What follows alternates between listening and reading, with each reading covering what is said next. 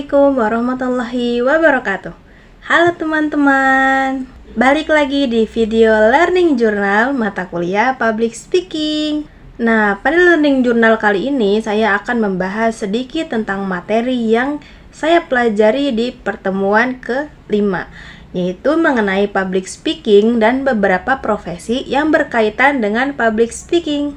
Kalau biasanya kita mendengar istilah tentang public speaking, pasti yang langsung terbayang mungkin adalah orang yang berbicara di atas panggung atau memberikan pidato di depan banyak orang.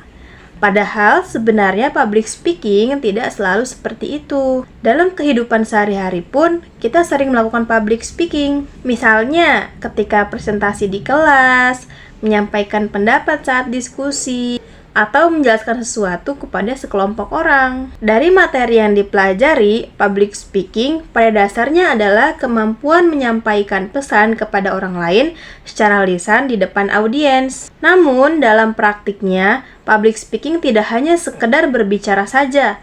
Ada beberapa hal yang perlu diperhatikan, seperti bagaimana cara kita menyampaikan pesan, bagaimana cara kita mengatur suara, serta bagaimana cara kita membangun komunikasi dengan audiens. Karena tujuan utama dari public speaking sebenarnya bukan hanya berbicara, tetapi bagaimana pesan yang kita sampaikan bisa dipahami oleh orang lain. Nah, materi ini juga menjelaskan bahwa public speaking sebenarnya berkaitan dengan banyak profesi. Artinya, kemampuan berbicara di depan orang lain bukan hanya sekedar dibutuhkan oleh pembicara seminar atau orang yang sering tampil di panggung saja. Banyak pekerjaan yang sebenarnya membutuhkan kemampuan public speaking, terutama pekerjaan yang berkaitan dengan komunikasi dan penyampaian informasi kepada orang lain. Misalnya, dalam bidang pendidikan, seorang guru atau dosen tentu perlu memiliki kemampuan public speaking agar bisa menjelaskan materi kepada siswa dengan jelas. Begitu juga dengan dunia organisasi atau kepemimpinan. Seseorang yang memimpin kelompok perlu mampu berbicara dan menyampaikan arahan kepada orang lain. Dalam materi ini juga dijelaskan beberapa contoh profesi yang berkaitan dengan public speaking. Salah satunya adalah MC atau Master of Ceremony, yaitu orang yang memandu jalannya suatu acara. Seorang MC harus mampu berbicara dengan jelas, menjaga suasana acara, serta mengatur alur kegiatan agar berjalan dengan baik. Kemudian ada juga presenter atau pembawa acara yang biasanya menyampaikan informasi kepada audiens, misalnya di acara televisi atau kegiatan tertentu.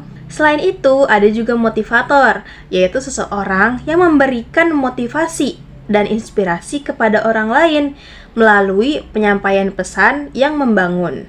Nah, profesi lainnya adalah trainer atau pelatih yang biasanya memberikan pelatihan atau pembelajaran kepada peserta dalam suatu kegiatan. Selain itu, masih banyak profesi yang lain yang juga membutuhkan kemampuan public speaking, seperti pembicara seminar, penyuluh, guru, dosen, bahkan seorang konselor. Nah, dari materi ini bisa dilihat bahwa kemampuan public speaking sebenarnya sangat berkaitan dengan kemampuan komunikasi secara umum. Seseorang yang mampu berbicara dengan jelas, terstruktur, dan mudah dipahami, tentu akan lebih mudah menyampaikan ide atau gagasan kepada orang lain.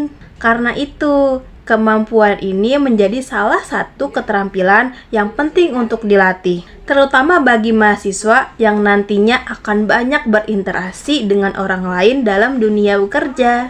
Dari materi ini bisa dipahami bahwa public speaking tidak hanya tentang berbicara di depan banyak orang, tetapi juga bagaimana cara kita menyampaikan pesan secara jelas dan membangun komunikasi dengan jelas. Tetapi juga bagaimana kita menyampaikan pesan secara jelas dan membangun komunikasi dengan audiens. Selain itu, kemampuan public speaking juga memiliki kaitan yang cukup luas dengan berbagai profesi yang ada di masyarakat.